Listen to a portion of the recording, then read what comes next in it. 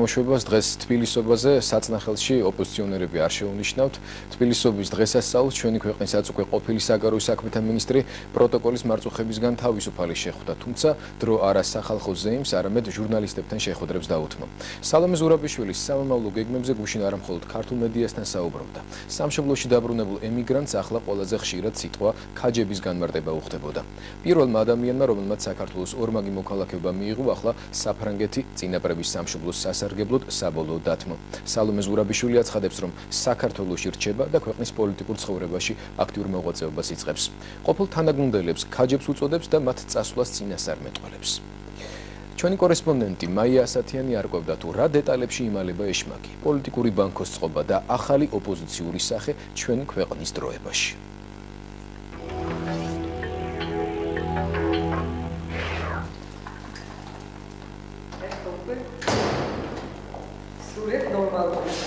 სრულიად ნორმალური, იმიტომ რომ გარეთ ასე თავისუფლად ბოლოს როდის გამოვიდა აღარც ახსოვს. ახლა უმუშევარია უღონდ დროებით.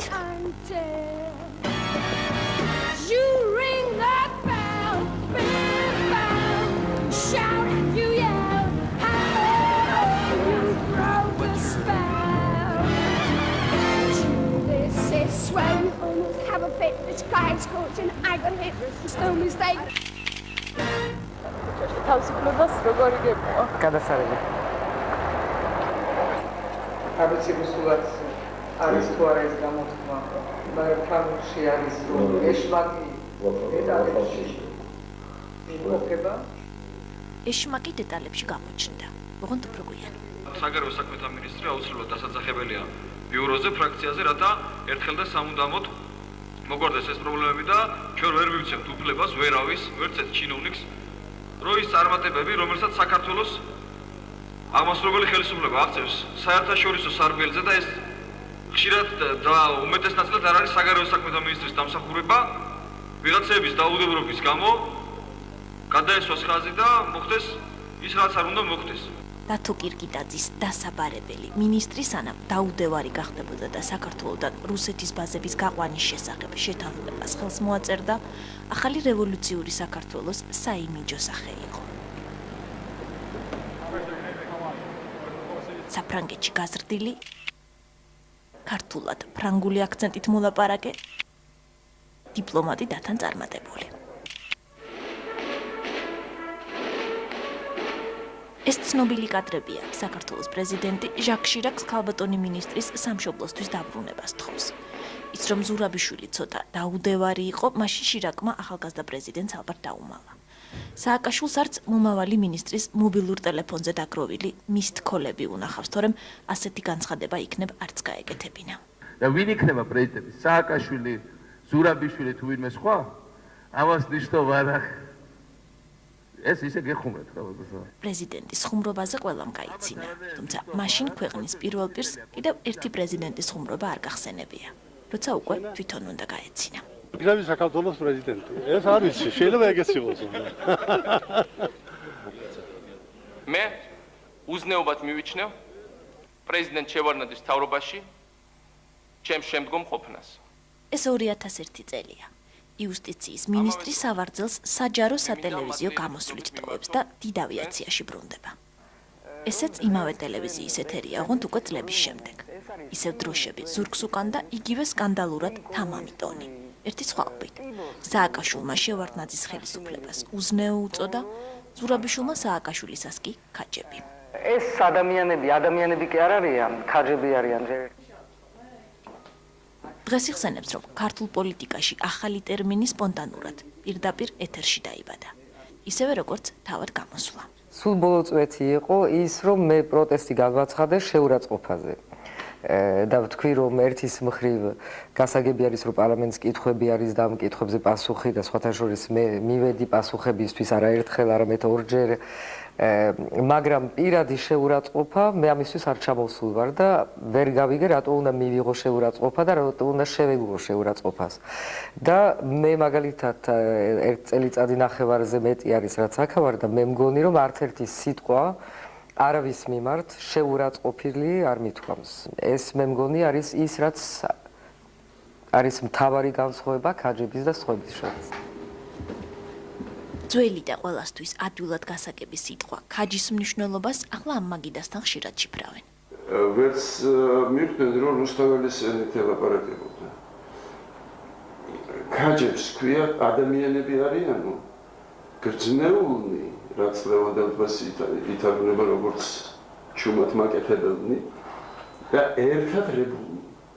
აი მე რომ ეს სიტყვა გუნდი, ეს არის ერთად რებულნი.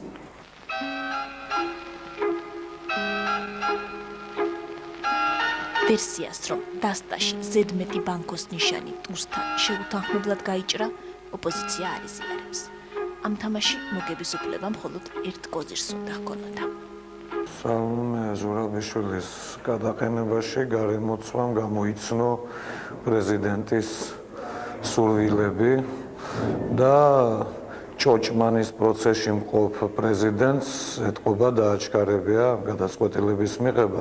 კომიკურია, როდესაც ნოღაიდელი აცხადებს, რომ გადაწყვეტილება მივიღე, ნოღაიდელი უბრალოდ მე მგონი დამლაგებლებს ვერ ნიშნავს იქ სააკაშვილის გარეშე კანცელარიაში, არათუ მინისტრის საგარეო საქმეთა მინისტრს ხსნის თურმე. მე ადრე ბატონ ლუკერიას ხაძარაძეს ვადარებდი ხოლმე და ბატონ გიგას მასშტაბები ბევრად უფრო დიდია და ერთ ადამიანში ვერ ეტევა ასე ვთქვათ. მე ალბათ შევადარებდი მას ერთდროულად ლევან მამალაძეს და ცოტნე ბაკურიას. ეს სინთეზი მასში უფრო იგრძნობა. ხაზარაძეს იუმორი მაინც ჰქონდა კარგი კაცო.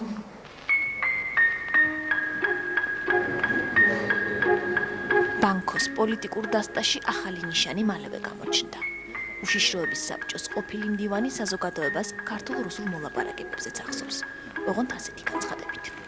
Считаем, что настало время, так сказать, не быть заложниками, так сказать, вопроса вывода баз. Нам надо раскрывать новое окно, новые двери для установления и потом последующего расширения нашего двустороннего военного сотрудничества.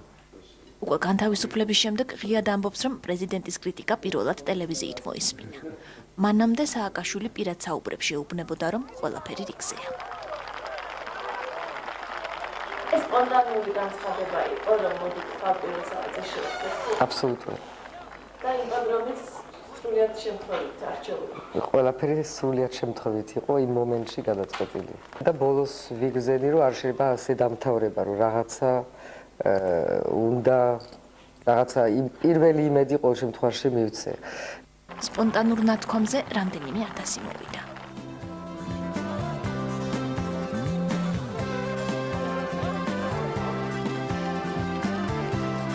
რომ საქართველოში ქაჯები კი არ მოდიან, ქაჯები მიდიან.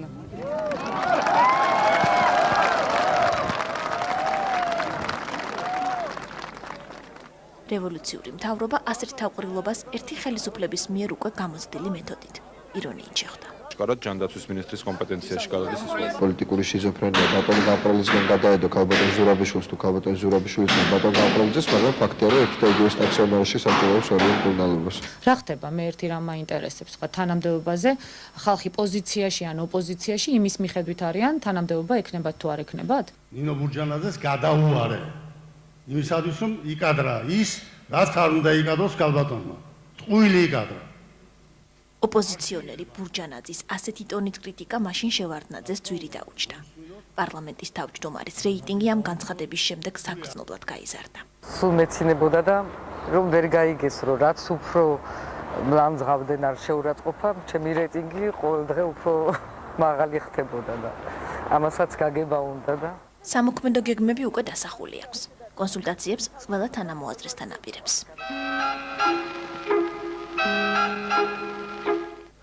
არ გაერთიანდება დემოკრატიული ოპოზიცია ერთი თუნდაც მიმზიდველი ფიგურის გამო იმ უბრალო მიზეზის გამო, რომ ასეთი გაერთიანებები ეს არის ლიდერი და სხვები. თუ ის იბრძოლებს, როგორც ის ამბობს, ქართული სახელმწიფოსთვის, ჩვენ ყოველთვის ვიქნებით თანამოაზრეები ქართული სახელმწიფოს მშენებლობაში, ვიქნებით ქართული სახელმწიფოსთვის ბრძოლაში, ნამდვილად მისი თანამდგომნი და ეს დანარჩენი უკვე მის სურვილზეა. მეჩვენება რომ ჯერ თვითონ მზად არ არის თქვა პოლიტიკოსის კარიერისთვის, მან უბრალოდ მიიღო ემოციური გადაწყვეტილება და პირველი ასე ვთქვათ ლოგიკური განაცხადი გააკეთა რომ ისწავლა პოლიტიკაში, მაგრამ რას გააკეთებს პოლიტიკაში, რა ნაბიჯებს გადადგამს, ვისთან ერთად გადადგამს, მას პოზიცია არ აქვს ჩამოყალიბებული. ესე რომ დღესდღეობით ამაზე ლაპარაკი ჩემი აზრით ადრევია. ახალ თამაში ჩართვას დამოუკიდებლად გეგმავს ოღონდ საკუთარი გუნდით. მე რადგანს არა მაქვს გამოცდილება პოლიტიკური, აუცილებელი არის რომ მივიღო გამოცდილება პოლიტიკური და ასეთი გამოცდილება მხოლოდ არჩევნების საშუალებით ხდება. აუცილებელი არის ასევე რომ მოძრაობა შეიქმნას, საზოგადოებრივი და ცივილური მოძრაობა არის აუცილებელი. იმიტომ ეს არის ის, რაც აკლია დღეს ქართულ დემოკრატიას. საფრანგეთში ქართული დიპლომატის უცნაურ გათავისუფლებას მეორე დღესვე გამოეხმაურენ. საფრანგეთის საგარეო საქმეთა სამინისტროს მაღალჩინოსანი პროტოკოლის უფროსი ამბობს, რომ მისი ყოფილი კოლეგისთვის ყბადაღებული დაუდევრობა არ შეუმჩნევია. სალომე ზურაბიშვილის მოღვაწეობა საქართველოს საგარეო საქმეთა მინისტრის პოსტზე ჩვენ ძალიან მაღალ შეფასებას ვაძლევდით. ქართული დიპლომატის რანგში მას საკმაოდ სერიოზული წარმატებები ჰქონდა. ყველა მისი ყოფილი თანამშრომელი დღეს ერთხმად ვაღიარებთ, რომ სალომე დიდი დიპლომატია. თავის დროზე ის გაეროში, ნატოსა და ევროსტრუქტურებში ხომ საფრანგეთს წარმოადგენდა. ეს ბოლო ნივთია, რომელსაც ხელისუფლებას ყოფილი მინისტრი დაუბრუნებს. ჯანი, არაჩვენო ყველას, რომ ტექნიკურად უნიჭუხარ ძალიან. არა, მაგითო არა, ეს არის დასაბრუნებელი ტელეფონი, რომელიც ეკუთვნის ხელისუფლებას და მე ამაზე შეიძლება ხელისუფლებას არ ეკუთვნის. თუ მთავრობას, თუ რას მაინც იქახარ. სახელმწიფო. სახელისუფლება ფუფუნების საგნები უკვე აღარ აქვს. მისი დაცვაც დღეს მხოლოდ ერთი ადამიანისგან შედგება. ცუდად ჩანრი. ჩხუბი მორევაზი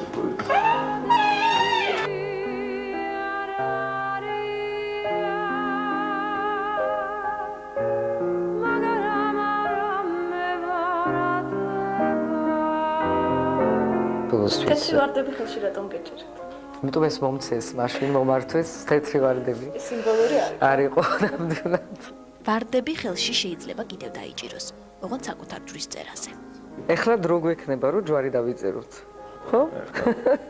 ჯვარი სვანეთში ადიშის ეკლესიაში, რომელიც ძალიან მიყვარს და ყველაზე ძველი ფრესკებია. იქ და ულამაზესი ადგილია. ჯვრის წერამდე გადამწყვეტი ბრძოლა იქნება, ყოველ შემთხვევაში თავად ასე ფიქრობს.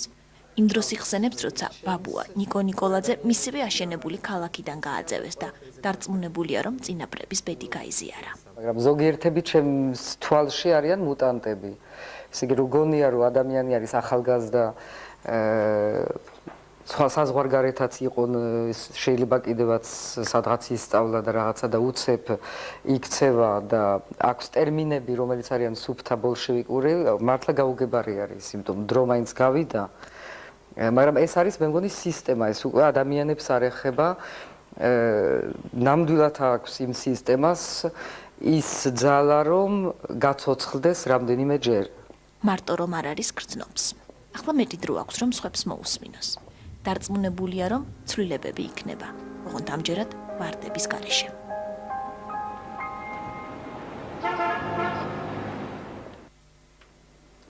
პოლიტიკური